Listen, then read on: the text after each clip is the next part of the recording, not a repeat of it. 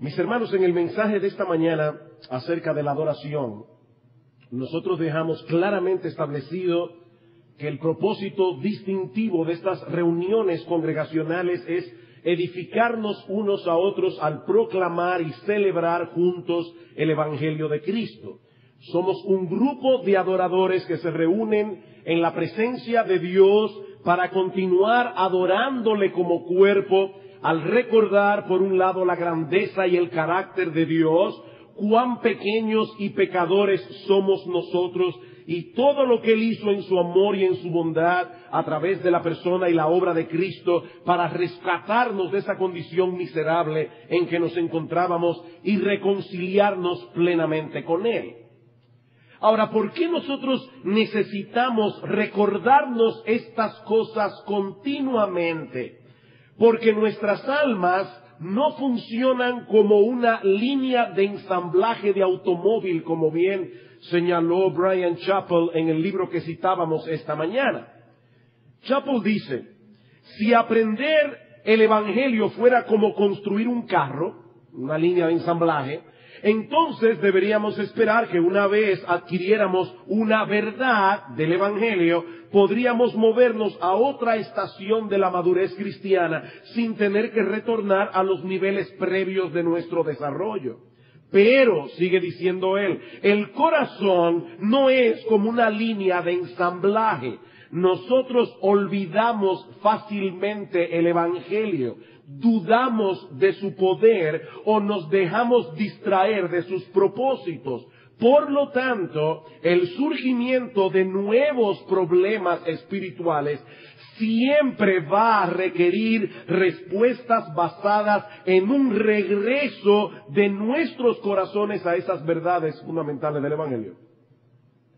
O sea, no es que nosotros adquirimos una verdad hoy, bueno, eso ya está establecido, eso está colocado, ahora podemos colocar otra verdad y otra verdad y otra verdad. No, es que nosotros tenemos que regresar a los fundamentos una y otra vez.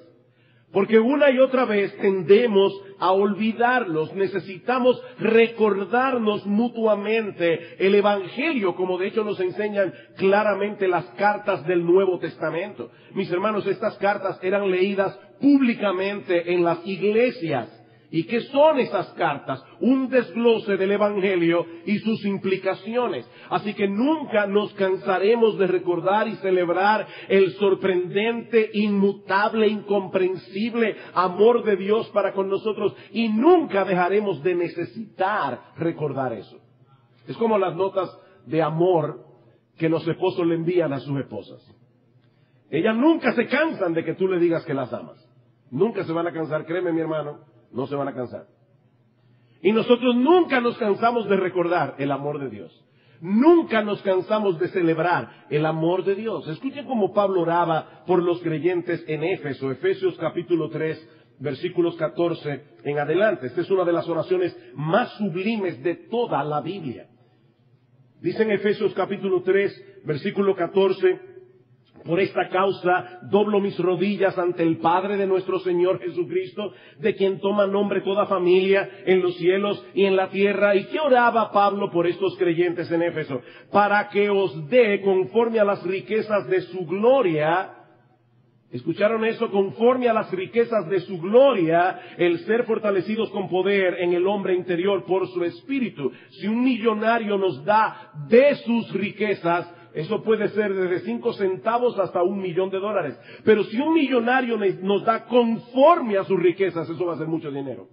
Y Pablo estaba aquí esperando en que Dios nos da conforme a sus riquezas en gloria, y por eso pide lo que pide. ¿Y qué pide Él? Para que habite Cristo por la fe en vuestros corazones, a fin de que arraigados y cimentados en amor seáis plenamente capaces de comprender con todos los santos cuál sea la anchura, la longitud, la profundidad y la altura, y de conocer el amor de Cristo que excede a todo conocimiento, para que seáis llenos de toda la plenitud de Dios. Pablo quiere que los creyentes sean capaces de conocer aquello que excede a todo conocimiento, el amor de Dios en Cristo. Ahora, no sé si notaron una pequeña frase en el versículo 18. Junto con todos los santos. Esto no es una empresa privada. Esto es una empresa corporativa. Esto es algo, mis amados hermanos, que nosotros llegamos a comprender el amor de Cristo por nosotros en comunión con los santos. Y más adelante en el capítulo 4, versículo 16, el apóstol 11 al 16, Pablo va a explicar este proceso, cómo nos edificamos mutuamente. Cristo dio pastores a su iglesia que equipan a los santos para que los santos, conforme a los dones que tienen cada uno, nos edifiquemos mutuamente en amor. Así crece la iglesia. Y esa es una de las razones por las que tenemos que congregarnos cada domingo como pueblo de Dios. Ahora bien, cuando nosotros comenzamos a planificar el culto congregacional con estas cosas en mente, pronto nos damos cuenta que hay una serie de decisiones que nosotros debemos tomar en cuanto al culto y que no son tan sencillas porque nos colocan en medio de una serie de tensiones que debemos aprender a manejar en una forma balanceada para no caer en los extremos que muchas iglesias han caído a lo largo de los siglos. Una de esas tensiones fue la que mencionamos esta mañana y que ahora yo deseo desarrollar un poco más. Es la tensión entre la solemnidad y el gozo. La tensión entre la reverencia y la alegría. Aparte de los textos de los salmos que nosotros citamos esta mañana, y uno de ellos fue el texto que el pastor Marcos leyó en el Salmo capítulo 2, yo les ruego que me acompañen a Deuteronomio capítulo 28. Aquellos que están al día con su calendario de lectura bíblica de 2 años, saben que este es el texto que toca en el día de hoy. Y esta mañana leyendo Deuteronomio capítulo 28, para mí fue sumamente claro aquello que yo iba a predicar en la tarde de hoy. Dice en el versículo 47, Dios está enumerando aquí las maldiciones que vendrían sobre el pueblo de Israel si ellos desobedecían al Señor. Dice en el versículo 47, por cuanto no serviste a Jehová tu Dios con alegría y con gozo de corazón, por la abundancia de todas las cosas, servirás por tanto a tus enemigos que enviare Jehová contra ti, con hambre y con sed y con desnudez y con falta de todas las cosas por las cuales tú no diste gracias cuando las tenías, y él pondrá yugo de hierro sobre tu cuello hasta destruirte. ¿Leyeron esto, hermanos? Nuestro Dios Él espera de nosotros que le sirvamos con alegría y gozo de corazón por todas las cosas que Él nos ha concedido y nos concede de pura gracia. Pero ahora lean los versículos 58 al 59. Si no cuidares de poner por obra todas las palabras de esta ley que están escritas en este libro, temiendo este nombre glorioso y temible, Jehová tu Dios, entonces Jehová aumentará maravillosamente tus plagas y la plaga de tu descendencia, plagas grandes y permanentes y enfermedades malignas y duraderas. Ven, hermanos, cómo Dios está esperando aquí que nosotros nos gocemos con alegría en su presencia y al mismo tiempo que aprendamos a temerle. Nosotros no podemos escoger entre el gozo en Dios y el temor a Dios. Ambas cosas deben estar presentes en nuestros cultos congregacionales. Algunos plantean esta misma tensión usando una terminología más teológica. Y por favor no se espanten, algunas palabras no son comunes, pero no son difíciles. Hay una tensión entre la trascendencia y la inmanencia de Dios. En palabras más sencillas, yo quiero que aún los niños que están aquí puedan entender de qué estamos hablando. Lo que eso significa es que nosotros adoramos a un gran Dios, a un Dios inmensamente grande, al cual ni siquiera los serafines que están delante de su trono pueden mirarlo cara a cara, como vemos en el capítulo 6 de Isaías. Esa es la trascendencia de Dios. Él es grande, Él es único, Él es inigualable. Nuestro Dios es trascendente, Él no es un ser común y corriente.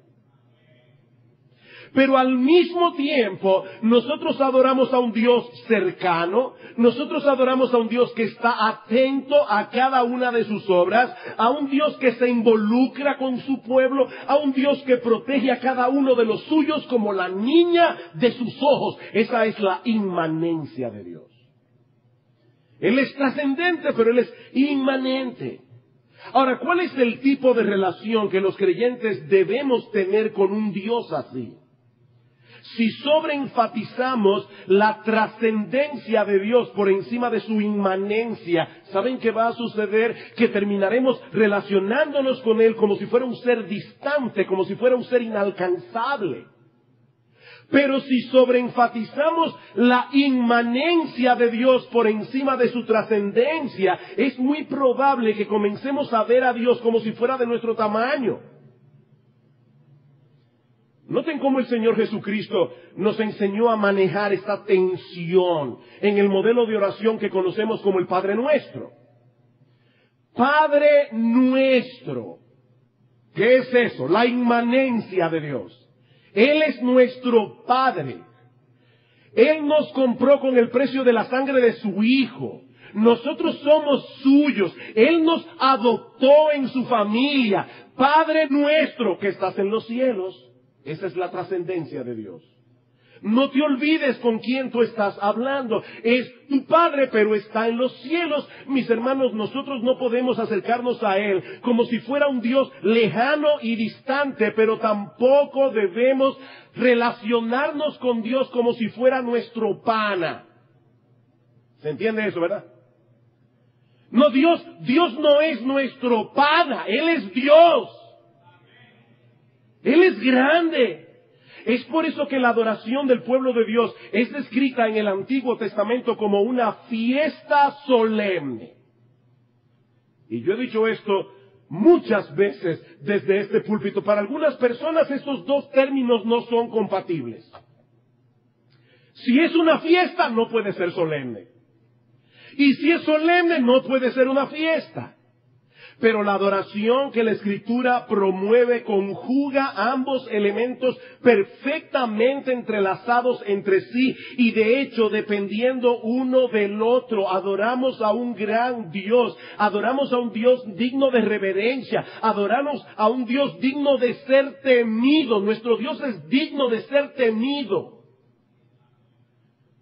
Pero al mismo tiempo adoramos a un Padre que se ha compadecido de nosotros, un Padre que ha diseñado un plan de redención para que podamos acercarnos a Él con confianza y que le costó nada más y nada menos que la sangre de su precioso Hijo. Ambas realidades deben gobernar nuestras mentes cuando nos congregamos en su presencia como pueblo suyo. Pocos pasajes del Nuevo Testamento reflejan esta realidad en una forma más impresionante que Hebreos capítulo 12.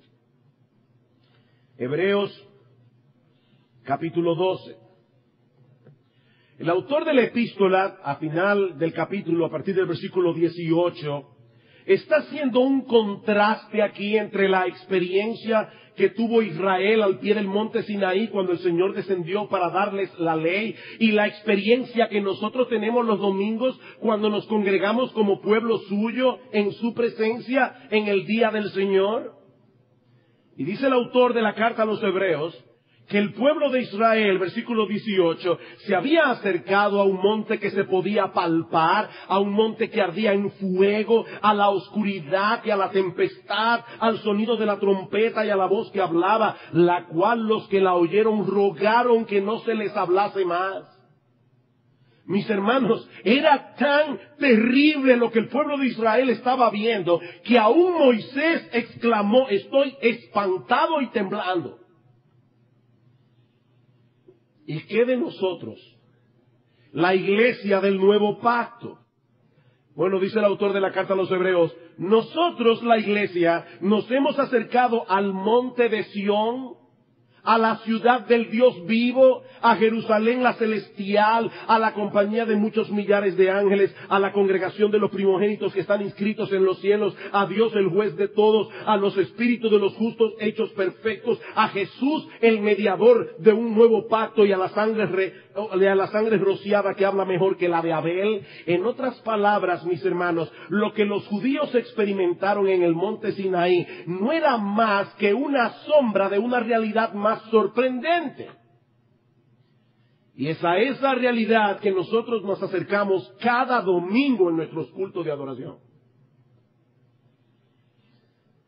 Dan McCartney, comentando acerca de este pasaje, él dice: aunque la adoración en la temprana historia de Israel era tan temible que aún Moisés estaba aterrorizado, la realidad, la que nosotros experimentamos, es aún más gloriosa que lo que Moisés pudo percibir y por lo tanto debería evocar una mayor reverencia, no menor.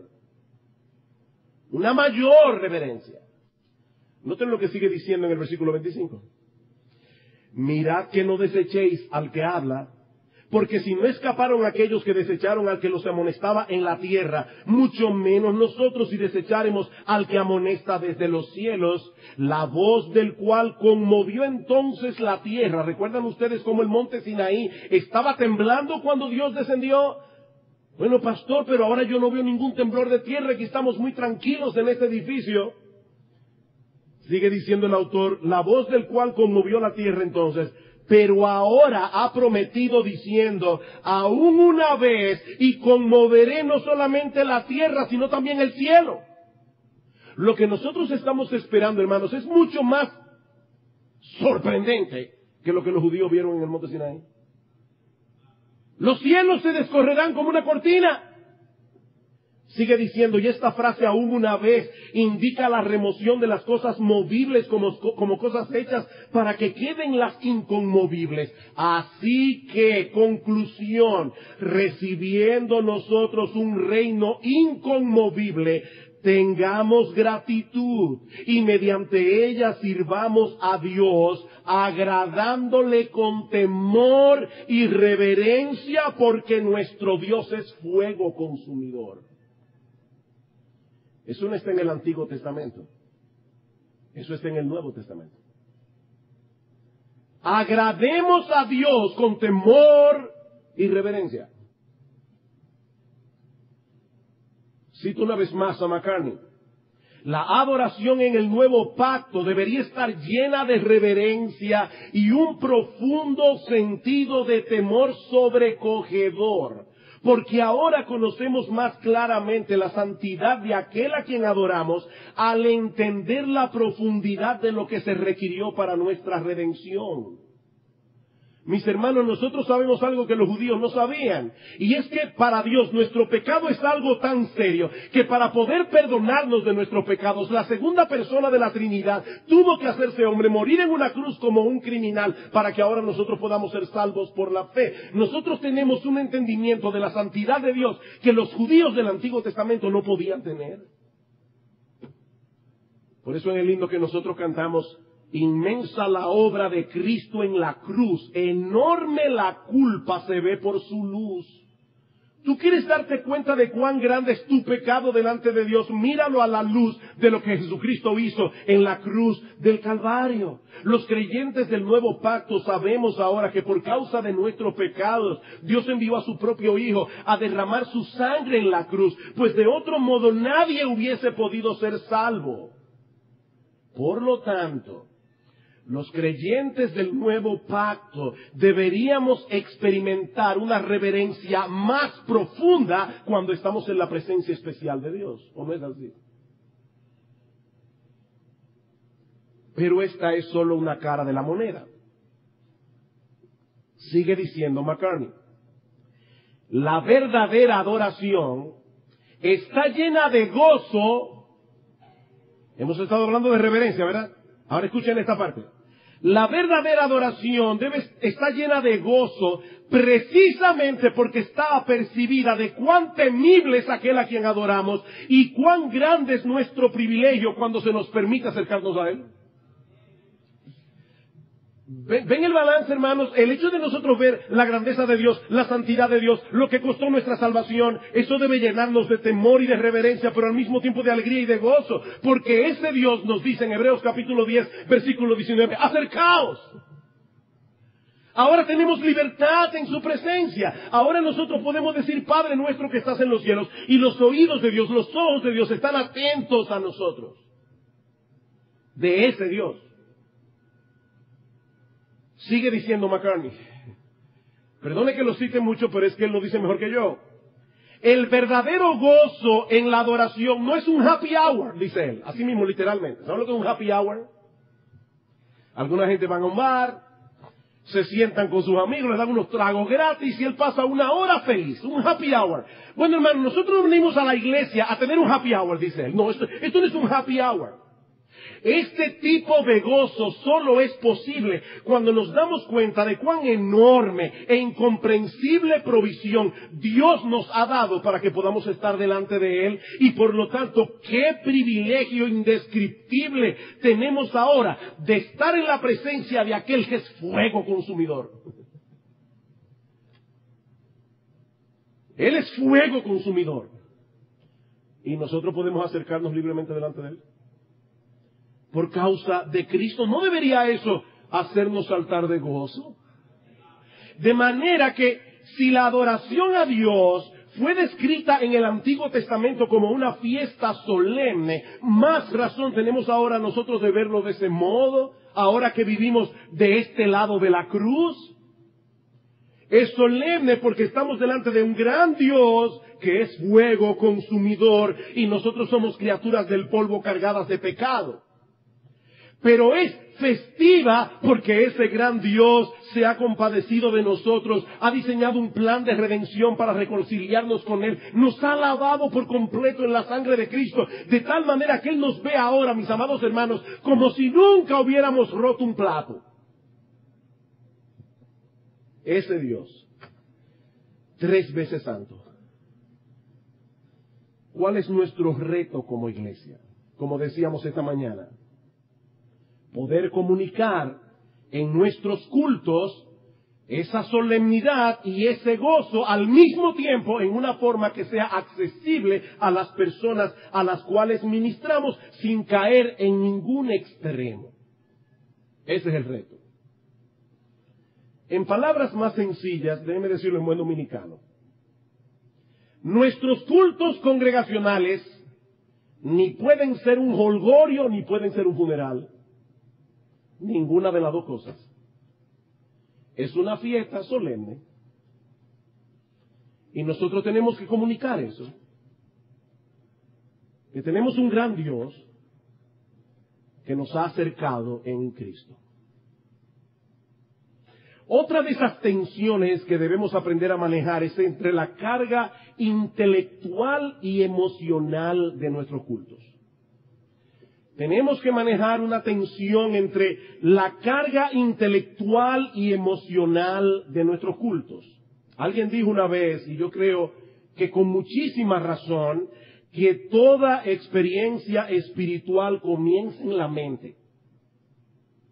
Toda experiencia espiritual comienza en la mente. Para que una experiencia espiritual sea genuina, debe estar enraizada en la verdad. Debe ser una respuesta del creyente a la verdad de Dios revelada en su palabra. Y la verdad es asimilada, es entendida con la mente. Por eso yo cito mucho a la famosa frase de Chesterton que decía, cuando venimos a la iglesia, en aquella época las personas, los caballeros usaban sombreros, y él decía, cuando nosotros venimos a la iglesia nos quitamos el sombrero, no la cabeza. Nosotros venimos a la iglesia a pensar, hermanos. Hay gente que dice, wow, yo me voy con dolor de cabeza. Qué bueno, hermano, porque yo también me voy con dolor de cabeza a veces. Cuando estoy estudiando durante la semana el pasaje que quiero presentar. Nosotros venimos a la iglesia a pensar. Recuerden las palabras del Señor a la mujer samaritana en Juan 4:23. Mas la hora viene y ahora es cuando los verdaderos adoradores adorarán al Padre en espíritu y en verdad. Porque también el Padre tales adoradores busca que le adoren. Dios es espíritu y los que le adoran en espíritu y en verdad es necesario que adoren. La verdadera adoración surge como una respuesta del creyente a la verdad de Dios que él entiende por su palabra. Aunque nuestras emociones deben estar involucradas en la adoración, como veremos ahora mismo. Siempre, siempre deben estar subordinadas y gobernadas por el entendimiento. No puede ser al revés. Mis hermanos, la adoración gira en torno a la verdad de Dios revelada. A mayor comprensión de esas verdades, mayor capacidad de adoración.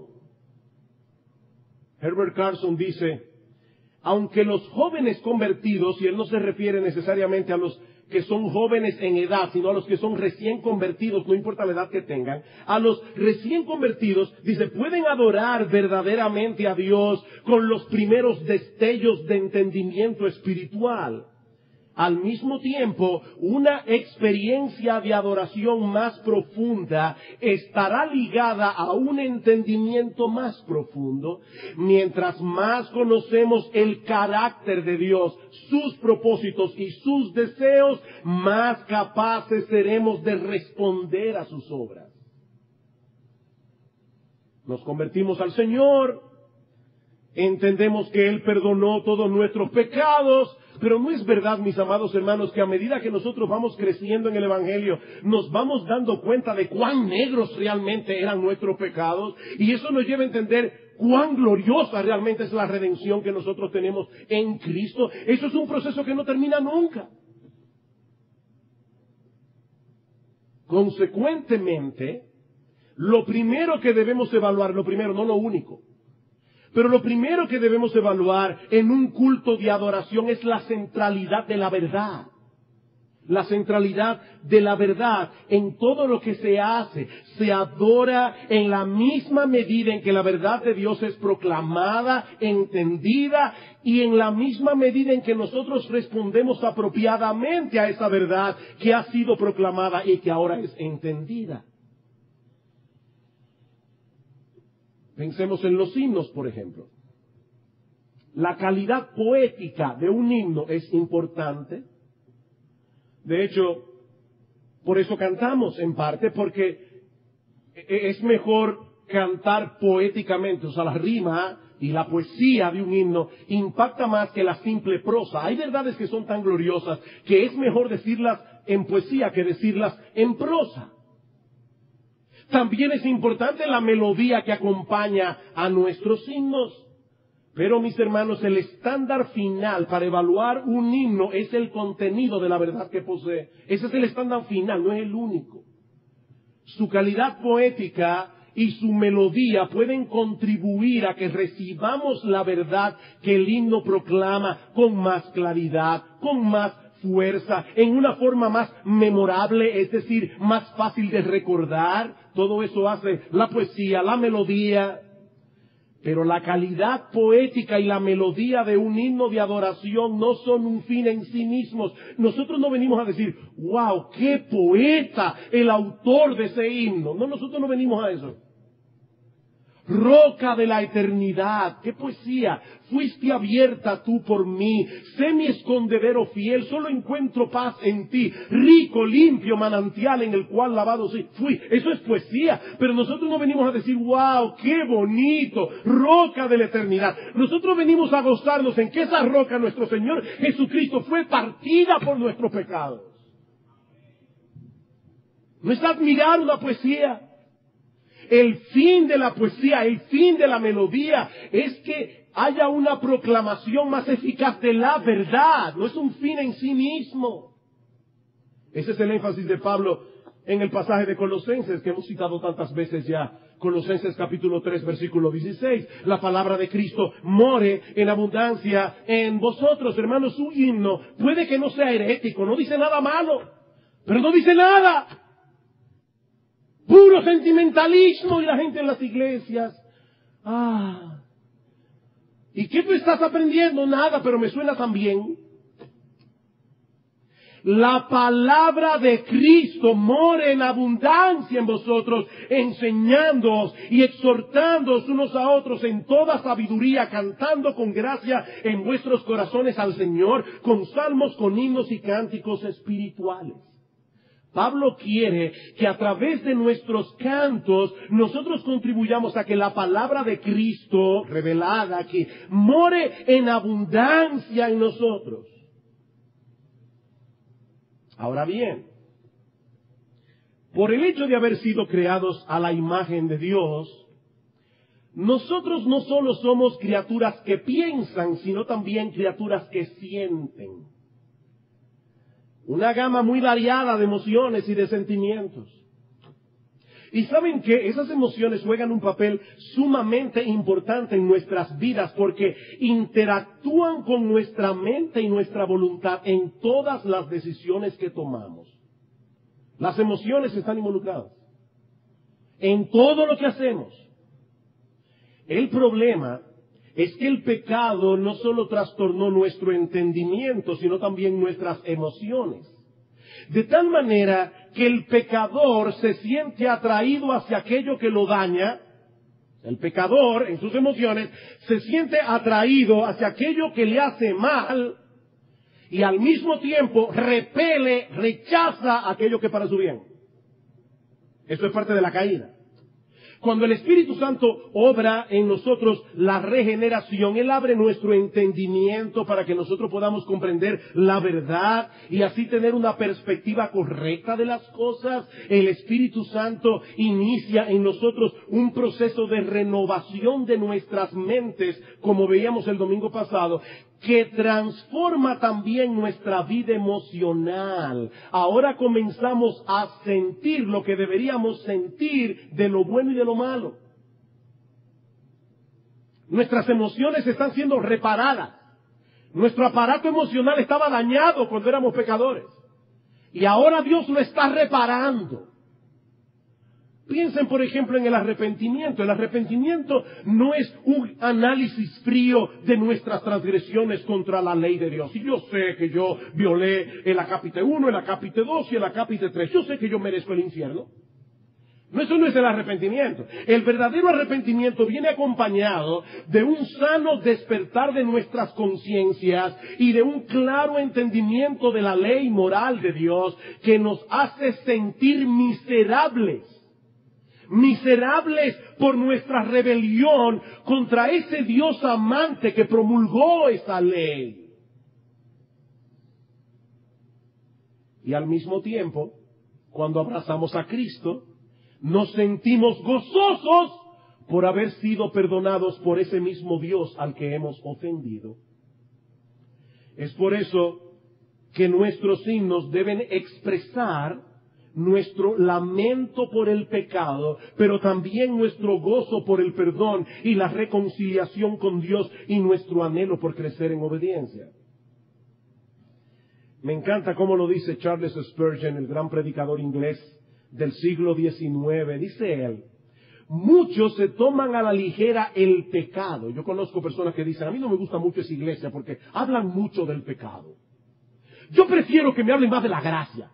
Óyeme una cosa, tú nunca vas a entender la gracia si no entiendes tu pecado.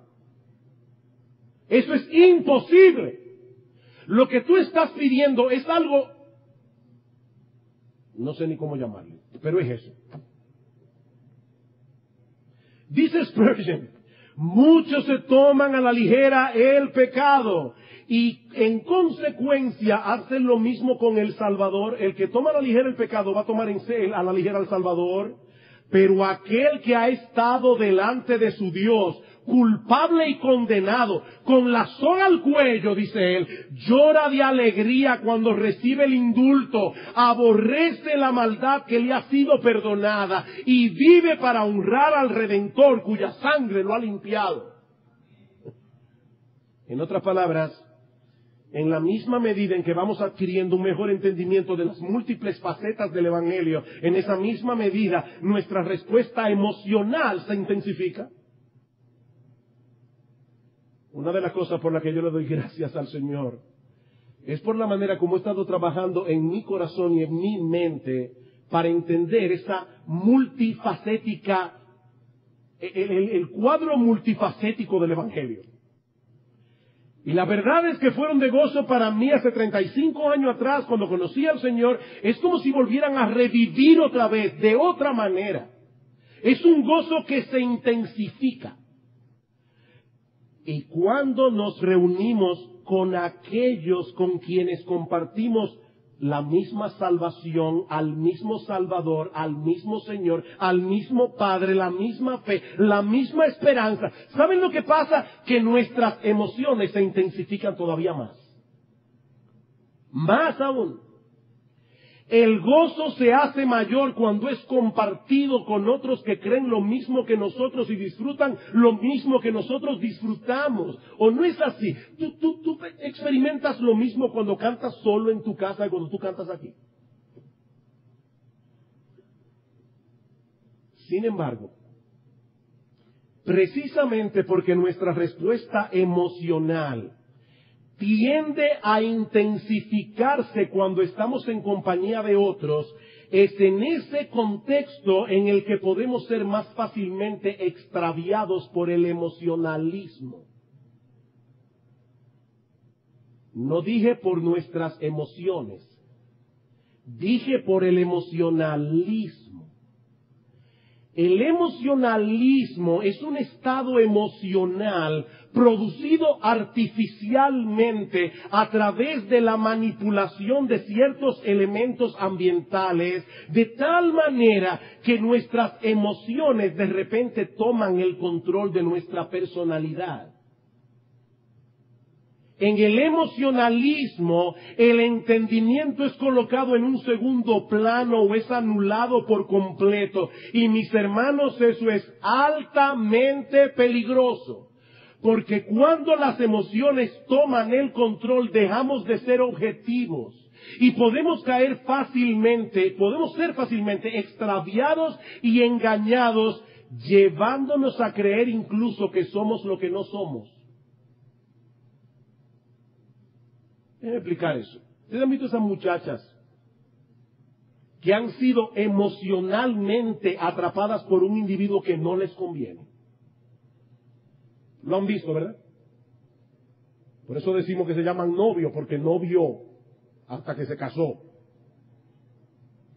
Y la familia, los amigos, le dicen, mi hija, ese muchacho no te conviene, ese muchacho es así, es asá, te va a hacer daño, pero ella no lo ve.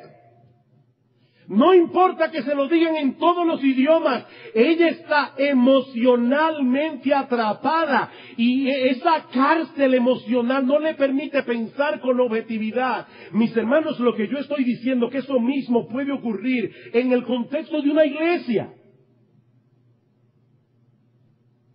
Herbert Carson dice, el emocionalismo puede guiar a una persona a una falsa profesión de fe y anestesiarlo de tal modo que se sienta satisfecho con su condición y venga a ser inmune a la demanda real del Evangelio. ¿Cómo tú me vas a decir a mí que yo no soy creyente? Tú no te imaginas lo que yo siento en la iglesia. Mira, yo desde que comienza el culto yo comienzo a llorar. ¿Y dónde dice la Biblia que una de las evidencias de que una persona es cristiana es que cuando comienza el culto tú comienzas a llorar?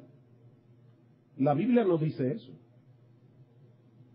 No, lo que la Biblia sí dice es que una vida transformada es una de las evidencias de que Dios realmente te ha salvado. Pero no solo eso, hermanos. El emocionalismo también es peligroso porque es altamente adictivo. El emocionalismo es altamente adictivo. Sigue diciendo Carson. El falso emocionalismo actúa como una droga que embota los sentidos aun cuando parece estimularlos, de modo que el adicto necesitará dosis más frecuentes y más fuertes. Y eso puede pasar en la iglesia. Amados hermanos, es un mal que nosotros debemos evitar a toda costa. El emocionalismo se opone a la verdadera adoración, tanto como la lujuria se opone al verdadero amor. Pero la sensación que produce es tan real para el que la experimenta, que lo lleva a pensar que es algo genuino. Por eso es que son tan relevantes las palabras de John MacArthur cuando nos advierte, escuchen esto, la adoración no es energizada por métodos artificiales. Si sientes que debes tener rituales o cierto tipo de música que disponga el ánimo para adorar, lo que estás haciendo, dice MacArthur, no es adoración. Si tú necesitas eso, óyeme bien, mi amado hermano, lo que tú estás haciendo no es adoración. Me llamó la atención un comentario que hizo Bob Coughlin, que muchos ya de ustedes conocen. Él siempre es el que dirige la adoración en las conferencias de Together for the Gospel, es decir, Juntos por el Evangelio. Y una de las particularidades de esa conferencia es que Bob Coughlin solamente toca el piano en esa conferencia y no hay ningún otro instrumento. Y el año pasado, lo recuerdo muy bien, habían unas 8,000 personas en Kentucky, y el año pasado Bob Coughlin abrió la conferencia diciendo, nosotros vamos a adorar en esta conferencia con este piano. Y óyeme bien, si tú no puedes adorar porque solo hay un piano, tú tienes un problema.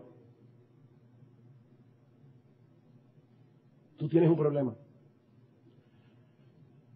Hablaba con alguien estos días que me decía, hablábamos mutuamente, decíamos que en algunas iglesias hay personas que piensan que donde entra una batería, el Espíritu Santo se va.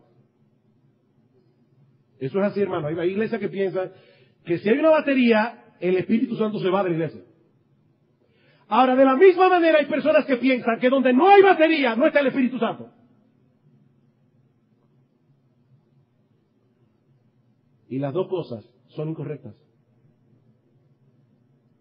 Las dos cosas son incorrectas, hermanos. Si todo cristiano sincero desea siempre tiene el deseo de percibir la presencia de Dios en sus cultos de adoración. Pero saben que ese deseo genuino, sin la debida instrucción, deja a los cristianos a expensas de ser manipulados por la habilidad de un líder de adoración, manipulados por un grupo de adoración, manipulados por el predicador o incluso manipulados por la música que se toca en la iglesia. A propósito de Bob Coughlin, leí en su libro La adoración importa este ejemplo. Dice, una vez escuché acerca de una cristiana que había pasado cierto tiempo sirviendo a Dios en Sudáfrica. Mientras visitaba una clínica de salud, ella fue profundamente movida por el sonido de un grupo de mujeres zulúes cantando. La armonía era cautivadoramente hermosa, con lágrimas en los ojos. Le preguntó a una amiga si ella conocía la traducción de las palabras. Claro, le respondió la amiga. La letra de la canción dice, si hierves el agua no tiene disentería. Si hierves el agua no tiene disentería. Y ella estaba ahí.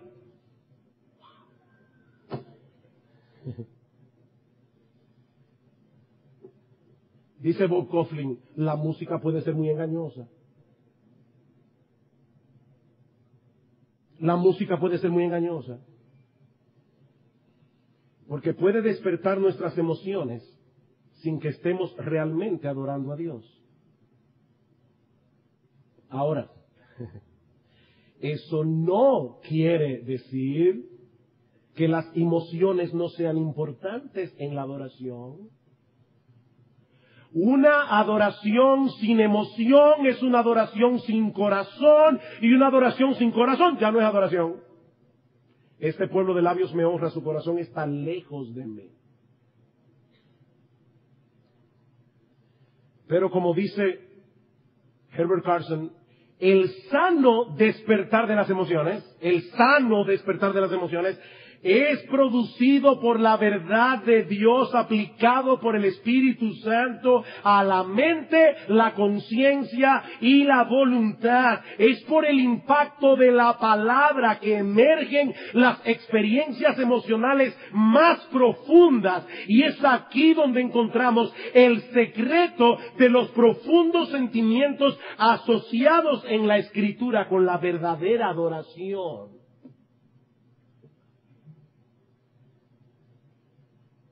es cuando yo estoy leyendo la palabra y digo, wow, qué gran Dios y qué gran Salvador. Por la palabra de Dios. Y eso puede ser con música, sin música. ¿Sabían ustedes, mis hermanos, que a lo largo de toda la historia de la iglesia, en la mayoría de los siglos, las iglesias cantaron sin instrumentos musicales? Una de las razones es porque no era tan fácil encontrar personas que pudieran ejecutar los instrumentos musicales. La pregunta mía es, ¿cómo se harían muchas iglesias en el día de hoy si de repente le quitaron los instrumentos? Y óigame, por si acaso, hermanos, yo amo los instrumentos musicales. Ya yo hablé esta mañana de cómo nosotros debemos usar los instrumentos musicales de una manera tal que haga accesible lo que estamos tratando de decir a la gente que nos está escuchando. Hermanos, yo amo la música instrumental, yo amo esos instrumentos. Yo le doy gracias al Señor por los hermanos que nos acompañan en el piano y en el violín y en todo lo demás. La pregunta mía es, ¿qué pasaría en algunas iglesias si de repente, por arte de magia, desaparecieran los músicos? Adoraríamos con la misma pasión, alabaríamos a Cristo porque Cristo seguiría siendo glorioso y nuestra salvación seguiría siendo extraordinaria. Por eso yo creo que nosotros debemos hacer cambios en la adoración. A veces cantar con ciertos instrumentos, a veces cantar sin instrumentos, a veces cantar con uno solo. Yo creo que debemos acostumbrarnos a cantar con una variedad de estilos musicales.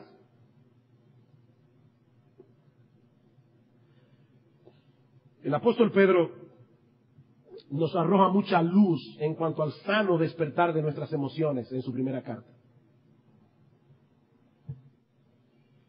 Hablando del Señor Jesucristo dice, a quien amáis sin haberle visto, en quien creyendo, aunque ahora no lo veáis, os alegráis con un gozo inefable y glorioso. Los cristianos aman a Cristo, los cristianos se gozan en Cristo. Ese es uno de los distintivos esenciales del cristianismo. Los cristianos aman a su Salvador sin haberle visto y se alegran en Él con un gozo inefable y glorioso. Bueno, nosotros no hemos visto a Cristo con los ojos físicos. Pero por medio de su palabra, nosotros hemos visto a Cristo con los ojos de la fe. Y lo que Pedro está diciendo es que eso que nosotros hemos visto y conocido de Cristo nos mueve no solo a amarle, sino también a gozarnos en Él. Así que este es un gozo y una alegría que emanan de la fe. No se trata de algo creado artificialmente a través de ciertos elementos en el edificio de adoración. Es un gozo que se produce en el creer. En quien creyendo, aunque ahora no lo veáis, os alegráis con gozo inefable y glorioso. Ven como una vez más esto nos lleva a la centralidad de las Escrituras en la verdadera adoración, porque esos afectos verdaderos emanan de la fe. Solo pueden ser producidos por la obra del Espíritu Santo en el corazón de los creyentes, a través de la instrumentalidad de su palabra. Todo lo demás no es otra cosa que manipulación y emocionalismo. Cuando no es la palabra que está en el lugar central. Es por eso que insistimos en que en la verdadera adoración, el intelecto va delante, las emociones detrás. No puede ser al revés. El intelecto delante, las emociones detrás. Sin verdad no hay adoración. Y la verdad solo se entiende con la cabeza.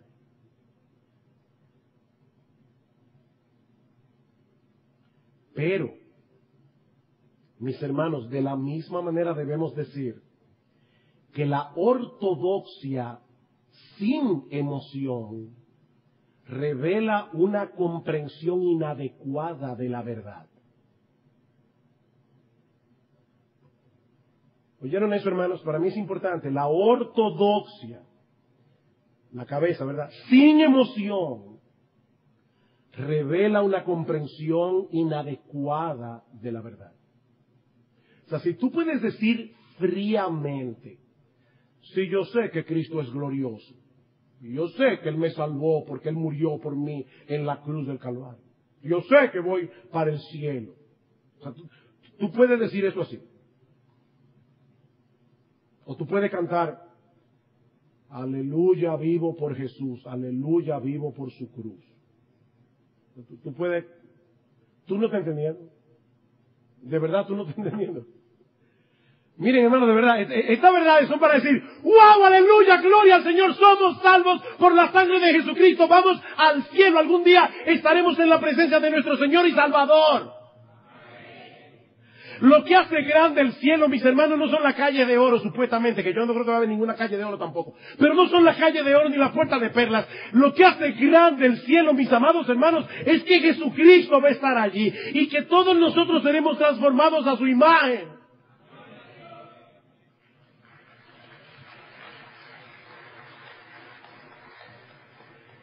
Una adoración sin corazón no es adoración. Nosotros adoramos a un gran Dios. Nosotros tenemos un gran Salvador. Nosotros deberíamos estar llenos de gozo, hermanos. Por eso yo le decía al hermano Alberto, yo tenía problemas cada vez que aquí se cantaba el himno Tu Pueblo Jubiloso. Porque la música no me compaginaba con la letra. Tu pueblo jubiloso. A mí no me parecía muy jubiloso.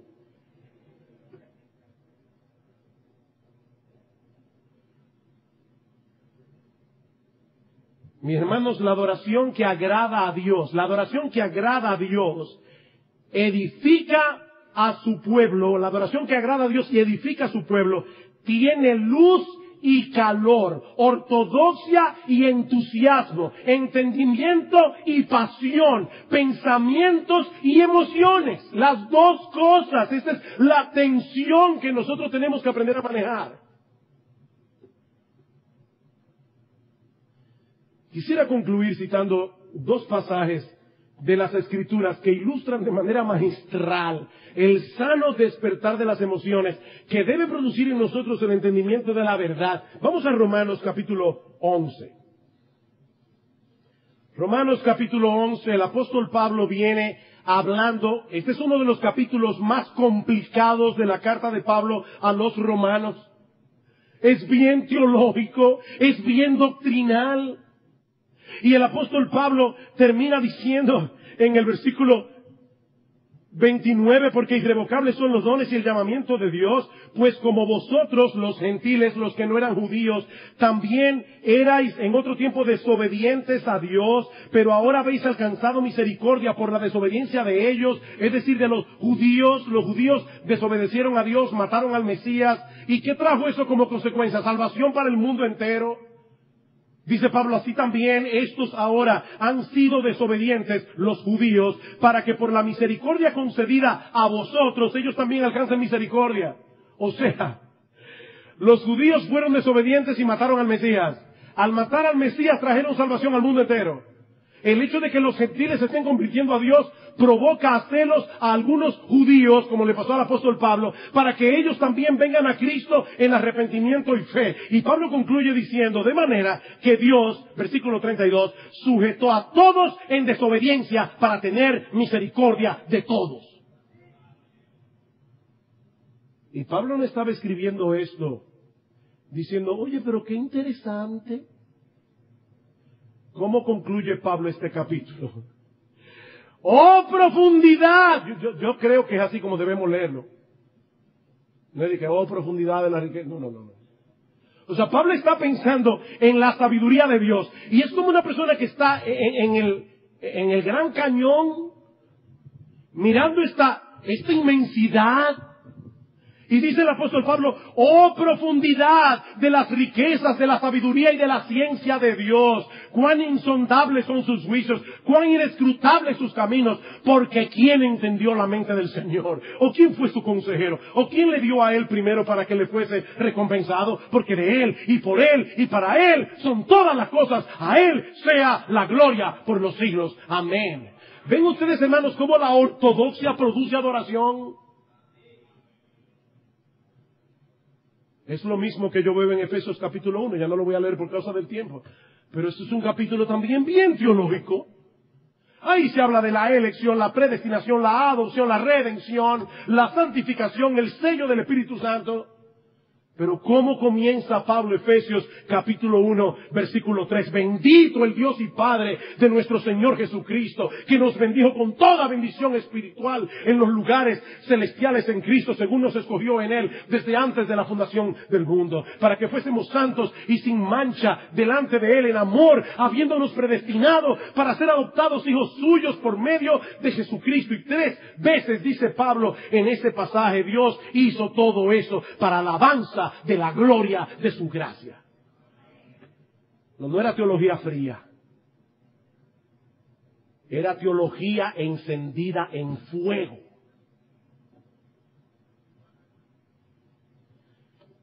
Oh, que el Señor continúe obrando en esta iglesia, haciendo de nosotros adoradores fervientes, que adoremos con pasión a nuestro Señor y Salvador Jesucristo, y que al mismo tiempo procuremos intencionalmente, no es alabar solo aquí en la iglesia, intencionalmente andar como es digno de Él, agradándole en todo, llevando fruto en toda buena obra y creciendo en el conocimiento de Dios, como dice Pablo en Colosenses capítulo 1, versículo 10. Eso es verdadera adoración.